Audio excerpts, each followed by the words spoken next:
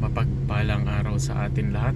At medyo matagal-tagal hindi ako nakapag-upload kasi medyo na-stress ako sa trabaho. Kasi ngayon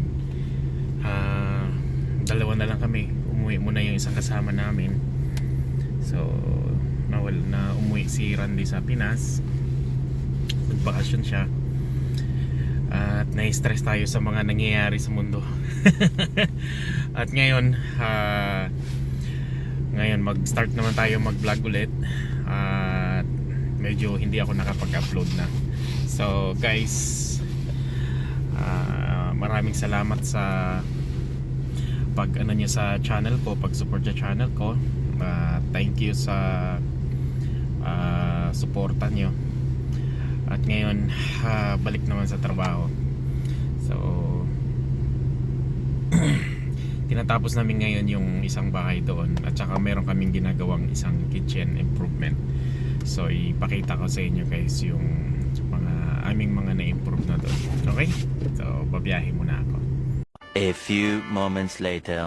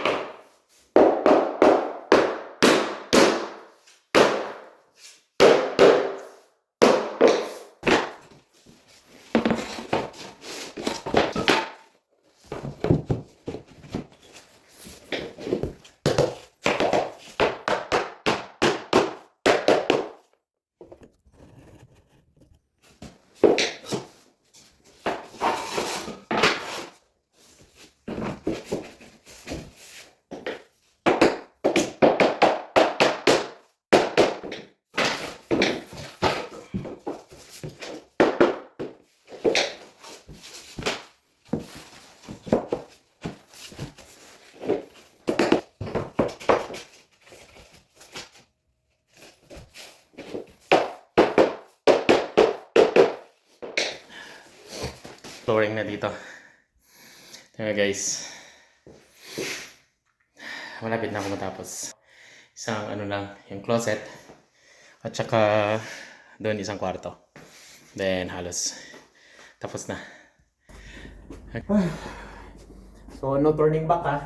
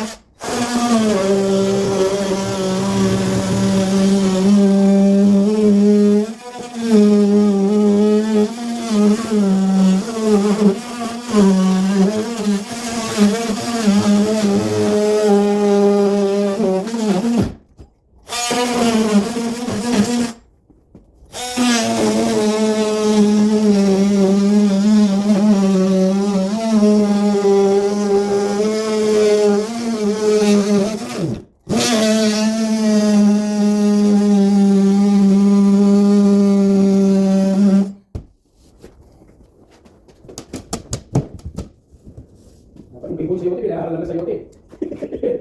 Wala ko yan. Yung sinasabi mo yung awang, iyan-iyan eh.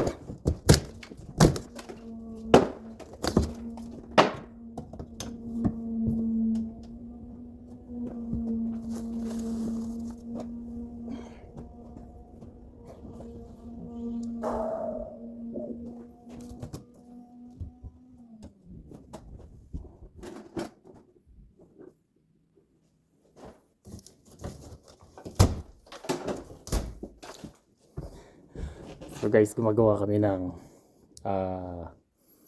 tawag nito yung bahay. Gusto nila magkaroon ng access doon sa kabila. So there's another unit. So gagawa namin ng pinto. Okay.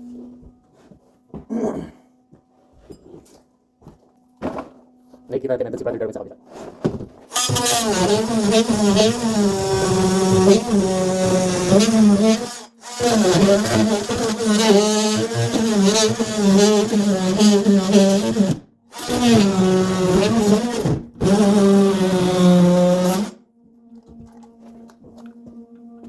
Hello, Bat.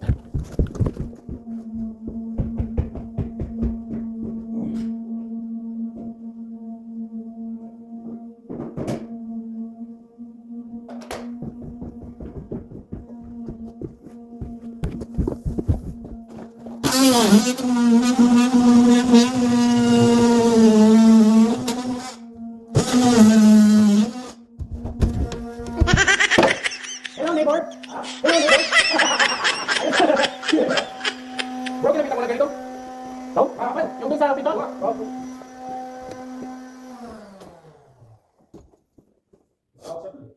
Ha? Gagalit sa yun.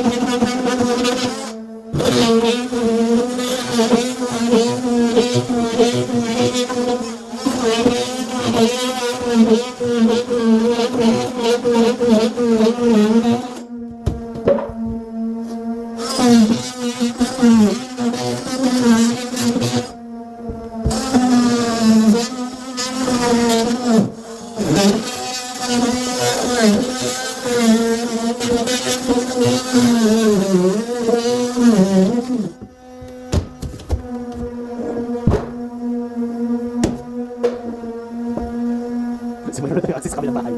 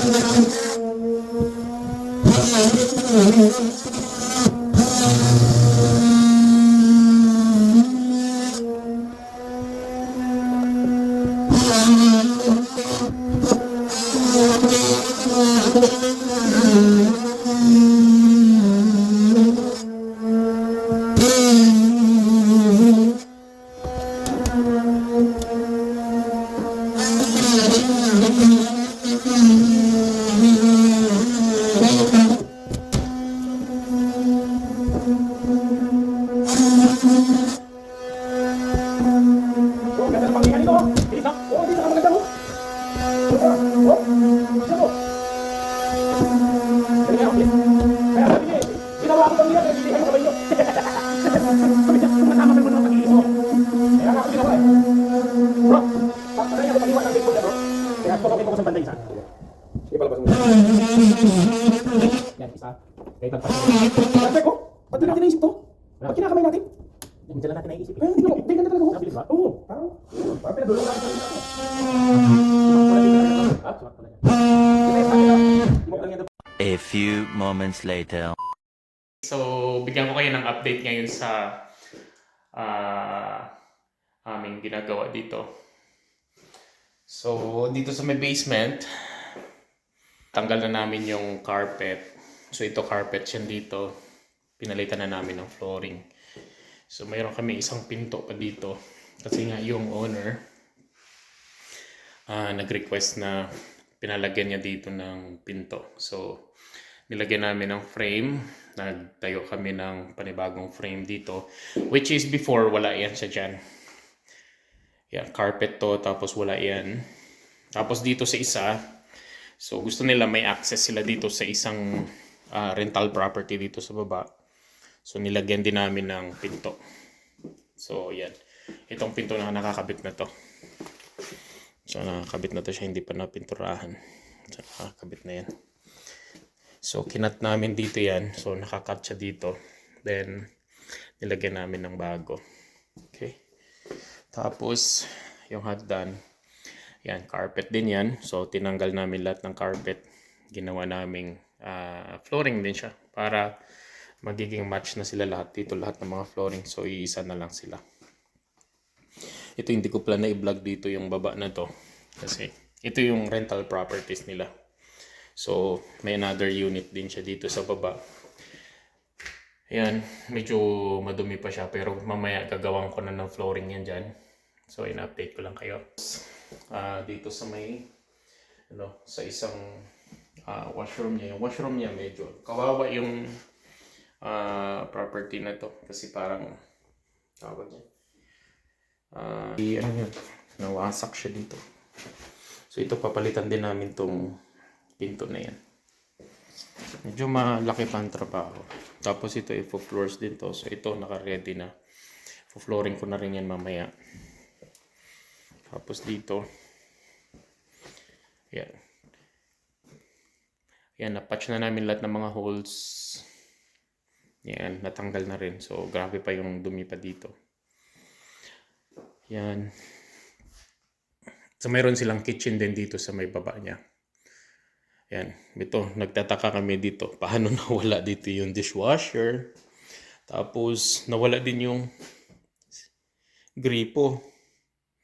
So, kakaiba. Yeah, malupit pa na tapos ito. Sobrang nagkaroon ng mold. Iyo. Tingnan niyo, nagkaroon ng mold. Grabe. So, parang hindi mo matanggap yung ganito yung mangyayari sa rental properties nito. Yeah, so ito yung mga flooring namin. Naka-ready. Bumili na rin kami. Yeah. So, halos ito tapos na yan dito. Ibabalik na lang yung mga baseboard. So, i-return ko na mamaya yun pag may time pa ako. Yan. Ito, balik tayo sa taas. Kasi doon, halos finish na siya doon. So, madumi nga lang talaga. So, lahat ng na-prep na namin. So, ito pipinturahan pa to. Kaso lang yung ginawa na tawag nito. Hindi nag-match yung color na ginawa ko. So, nag-iba siya. So, yun ang problem ngayon. Pipinturahan na buong buong ceiling. Okay.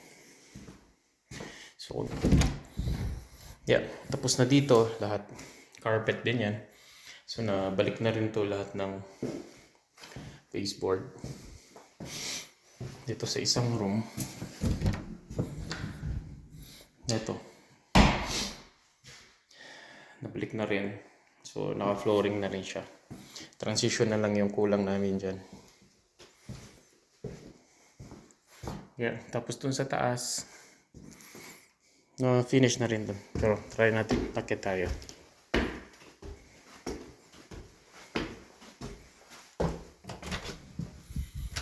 Ito natapos na yan dito. Tapos na rin yung flooring. Diba? Napalik na rin lahat ng baseboard.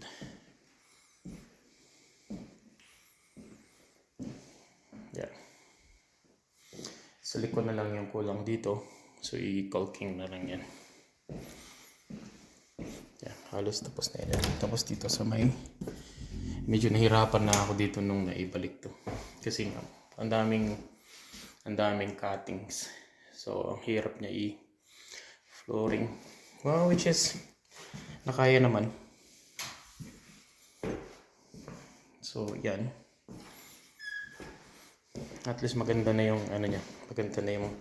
Tinry namin na ay magiging close yung color niya pero mahirap maghanap ng color na very close talaga.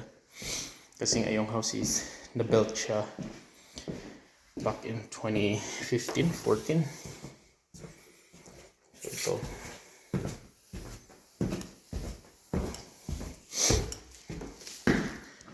Try ko pa rin.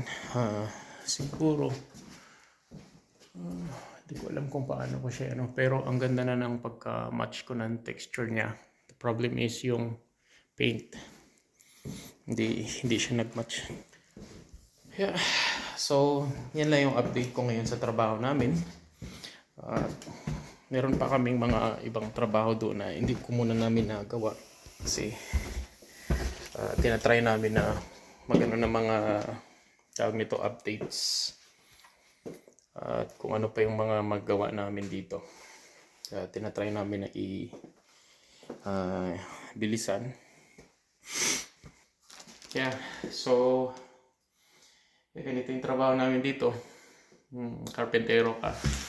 Contractor dito sa Canada. Hindi rin madali. Kasi, syempre, sa una, mag-establish ka ng name mo. Tapos, wala kang makukuha ang kliyente. Yeah. So, minsan, wala kayong makukuha, walang kita. So, paano na yung part dun sa mga mortgage mo, sa mga bills na babayaran mo. So, mag-worry. Kaya dito, pag mag-contractor ka, kailangan you have to build up yung name mo para makilala ka at kailangan maging maganda yung reputasyon mo sa mga kliyente mo. Kasi pag maganda yung ano mo sa kanila, of course, nire-refer ka nila. Tapos dun na yung ano mo, sunod-sunod yung trabaho mo. At least yun, may mga nagbi-build up mga trabaho, may mga sumusunod na kaagad. Kaya yun ang nagiging dito pag contractor ka. So kung hindi maganda yung ano mo, well, nagdidepende sa'yo yan. Pag hindi maganda yung gawa mo, walang may magre-recommenda sa'yo. So dito sa amin, at least sa awa ng Panginoon, tuloy-tuloy pa rin naman yung trabaho namin. Kahit na winter, which is very slow, at least kahit pa paano may mga trabaho pa rin na mga dumadating sa amin, may mga tumatawag pa rin sa amin. So after neto, pag natapos niyan, mayroon kaming kitchen na ginagawa. So hindi ko pa na-update yun. Wala pa akong vlog na nagawa doon. Tapos mayroon pa kaming isang ongoing na bathroom. So mag-start na yung bathroom namin sa Wednesday. Isang ano din yun. So dagdag din ulit. So kailangan din namin magbilis sa trabaho din minsan. Kasi nga, alam mo yung volume ng mga trabaho na nagdadatingan. Especially magdating na yung summer. So summer is the busiest talaga dito. Yeah. So yan lang. I-update ko na lang kayo guys sa mga another na mga trabaho namin. Kung ano pa yung mga ano namin. So kung mayroon kayong mga tanong or any suggestion or any na gusto nyong makita dito, kung ano yung gusto niyo na ma-i-vlog ko sa inyo, sabihin nyo lang, i-ano nyo lang sa comments ko. So lagay nyo lang sa comment section. Okay? So yeah, kung nagustuhan mo yung mga ganitong klaseng vlog,